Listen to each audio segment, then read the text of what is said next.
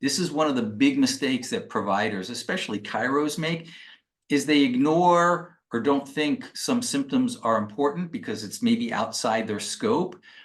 But what I want you to consider is that every single symptom has a value in personal injury, and nothing should ever be overlooked or ignored.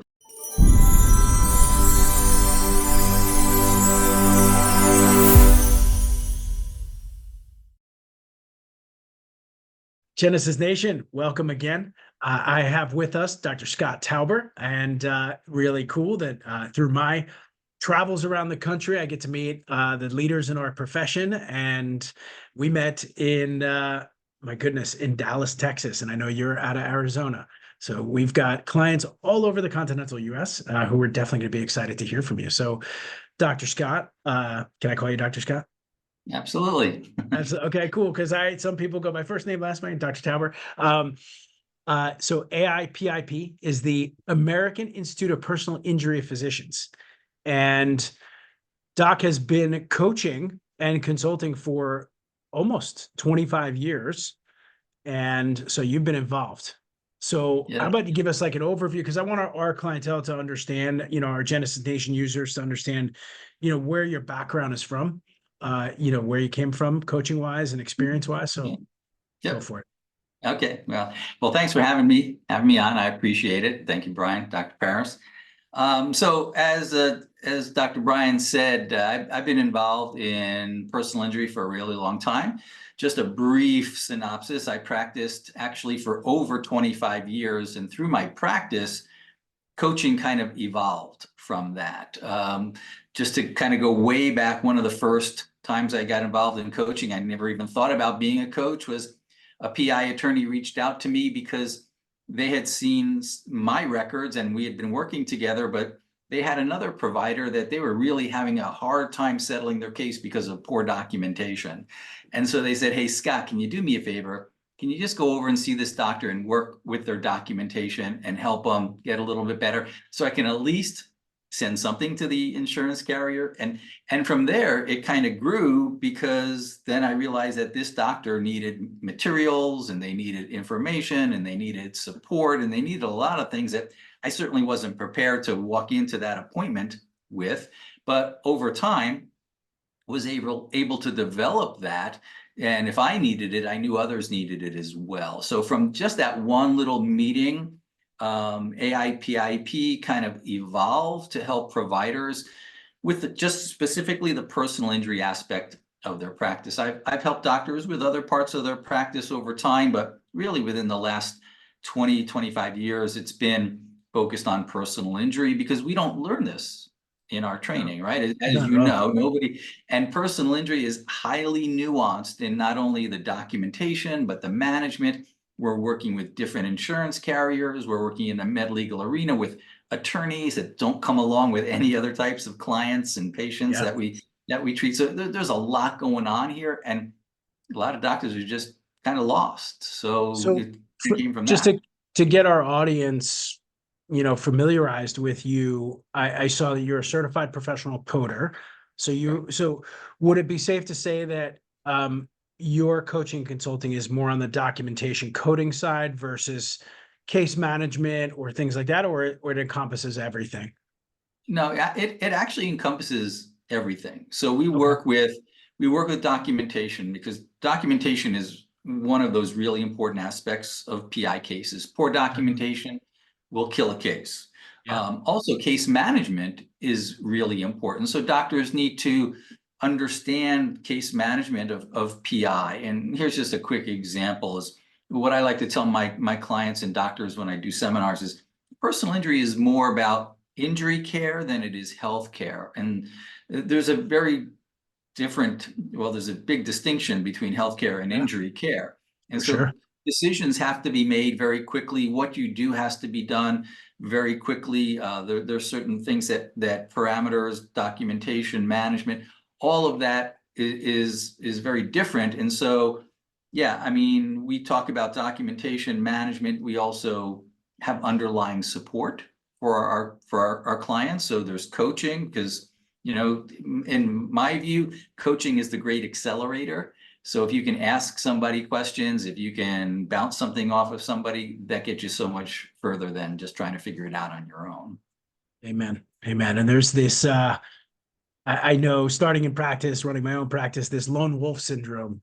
But there was a certain period of time where I was like, all right, I can't figure this out. I've got to like life, chiropractic practice, everything humbled me enough to say, find people who know things better than you.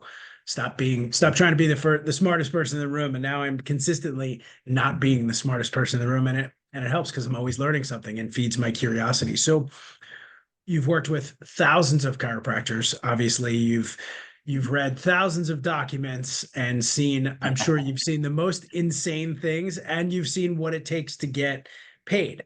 Now, it is different from state to state, but are there certain things, like what would you say there, could you give us like top 3 golden rules that pass state lines that go across the board for PI cases? I'll give you the top 3 things that I recommend if you're doing personal injury that relate to documentation, what you should be doing. Number 1, we'll just start with the first office visit, is do a really good history. So if you have a platform that can document that patient's history in as much detail as possible and not skip any symptoms. This is one of the big mistakes that providers, especially chiros, make, is they ignore or don't think some symptoms are important because it's maybe outside their scope. But what I want you to consider is that every single symptom has a value in personal injury, and nothing should ever be overlooked or ignored. Even if you don't plan on treating it, sometimes chiros will overlook it because, well, maybe it'll go away or that's outside my scope. But being the providers that see our patients early on, it's really important that we document it and get it into the records so somebody else can treat it. Number 2, obviously daily notes are really important. Having quality daily notes, understanding that your notes are going to be read. This is another huge mistake, is in some other financial classes, if you will, providers think, well, my notes are never read. You know, private pay, my notes are never read. Health insurance, notes are rarely requested or read. Your notes are read in personal injury. And it's so important that you avoid cloning and carrying forward and all of these things that, you know, make your notes just kind of, you know, illegible, I guess not illegible, but just maybe a problem maybe not for the not attorney. telling maybe not telling the story in sequential Yeah. order. So Yeah. before you go to that third point, what do I do as a document in Cairo if I'm seeing someone 3 days a week? Let's simple. I mean, it might not be easy, but just saying like, okay, cervical acceleration, deceleration accident, you know, sprain, strain of the neck, classical quote unquote whiplash from a motor vehicle crash. Right. How do I like and if I'm stepping over too far and this is what you teach in your seminars, then just Yeah. put the hand up. But like to not create that redundancy where an attorney or someone will just read your notes and say this is just a repeat of the same thing. But if I am doing the same treatments over and over, treating the same condition over and over, Right. and symptoms are either improving or not or worsening, how do I document that so that it actually does follow a timeline and a story? That's a great question. The way you overcome that, and I get that question a lot, like what we do is repetitive, right? We do the same thing many times for multiple visits before we change things. I go back to the couple areas that you can change, like the plan, okay, the way you manipulate, the way you adjust, the therapies that you do may stay the same for a period of time. But let's go back to just a couple of sections like the subjective section. A lot of doctors fall into the trap of when they walk in to see a patient, what's the first thing they say to the patient? How you doing today, Mr. Jones, right? And the patient just naturally is going to say, well, I'm the same as last time. But the problem is the doctor puts that in the record. So how many of the same as last times can you have? One of the things that you can change immediately is to ask the patient, instead of how you doing today, is what has changed since the last time I saw you? Love that. That's It's a because crucial question and it's because direct. It's direct and specific, not like how you doing. It's just this open-ended question. How about like so What's changed since last visit? I'm going to put that in the show notes here because that's important. Yeah, And what because about like a visual analog scale, number scale? Is that an yeah, important thing to be asking on the daily visit? yeah, that's very good. It can be. So if you have a visual analog scale, you should have some reference. So patients are not just randomly picking numbers out of thin air. One of the materials and tools that we have our clients use is called a comparative pain scale. And not only is it numbers, but it's also descriptions as well. So we give that to our clients so they can give it to their patients. One of the problems with pain scales, however, is attorneys sometimes may not like it because they have to argue a patient's pain scale. So if you ask, okay, Dr. Brian, from 0 to 10, give me a pain scale today, you just may randomly pick a number 8 where there has no basis. And now the attorney may have to argue that. It's like, okay, well, why was the client an 8 for 3 weeks? Or why were they even a 1 for 2 weeks? So pain scales can be problematic. I'm not saying don't use them, but have some underlying objectivity to your pain scale. So that's a very So common having, question.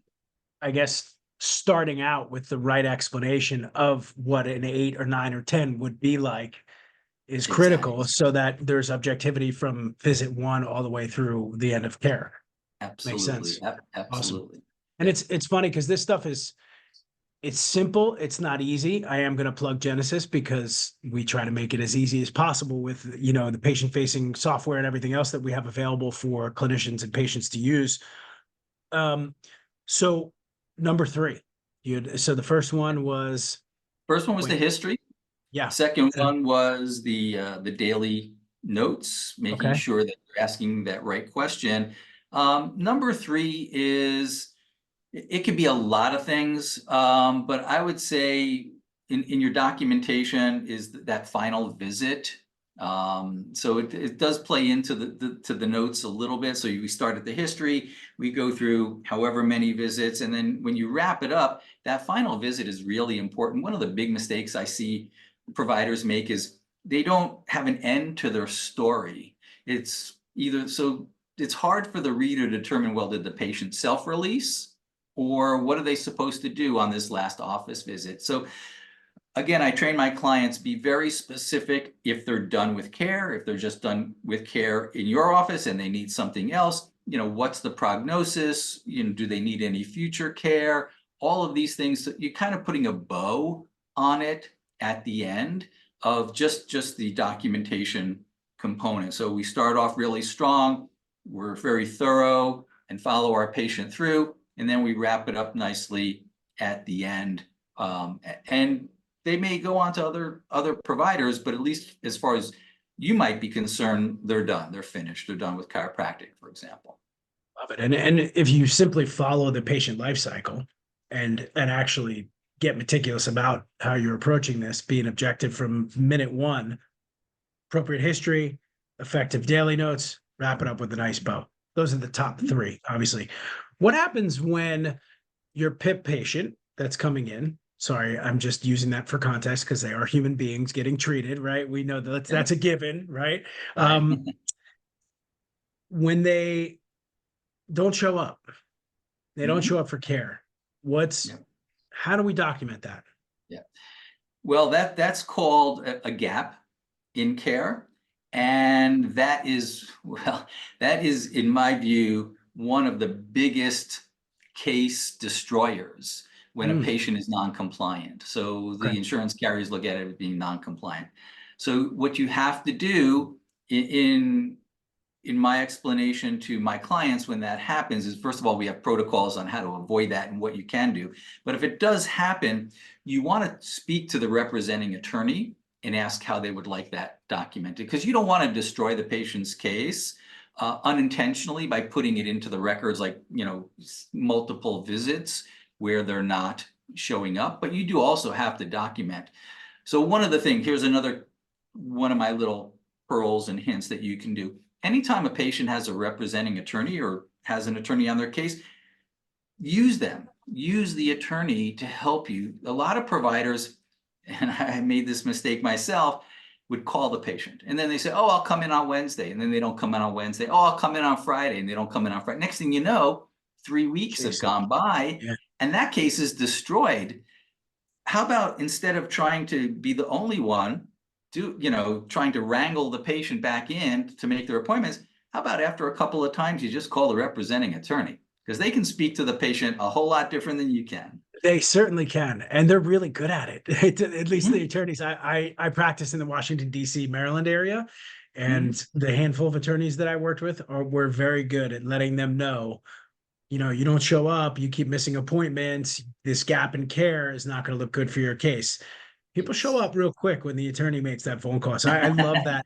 I love that as tip number 4. That's the asterisk right there, is like really getting the attorney involved. And that's a marketing perspective too, taking these attorneys out to dinner and Yep, creating relationships with them, and building long-term relationships with these men and women, absolutely. because we're doing business back and forth.